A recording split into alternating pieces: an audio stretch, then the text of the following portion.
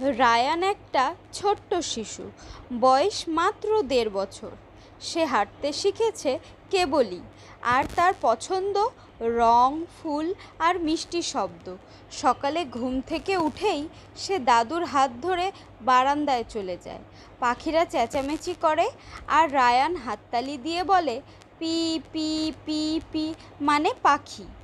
একদিন মা একটা ছোট্ট রং তুলির বাক্স এনে দিল। রায়ান খুব আনন্দে চিৎকার করে উঠল।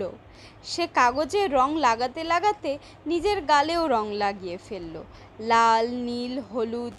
রায়ান নিজেকে একখানা রঙিন ফুলই বানিয়ে ফেলল। মা হাসতে হাসতে বলল, তুমি তো আমার রঙিন রাজকুমার।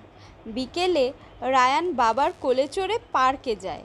সেখানে সে একটা প্রজাপতি দেখে ছোট্ট ছোট্ট হাতে ধরতে চায়, কিন্তু প্রজাপতিটা হেসে হাওয়ায় উড়ে যায়। রায়ান দুঃখ পায় না, শুধু বলে বাই বাই। রাত হলে রায়ান ছোট্ট একটা নরম কম্বলের নিচে শুয়ে পড়ে। মা পাশে বসে চাঁদ মামার গান গায়। রায়ানের চোখে ঘুম আসে। সে হাত দিয়ে মায়ের গাল ছুঁয়ে ধীরে ধীরে ঘুমিয়ে পড়ে। তার স্বপ্নে সে প্রজাপতির পিঠে চড়ে রংধনুর দেশে উড়ে যায়।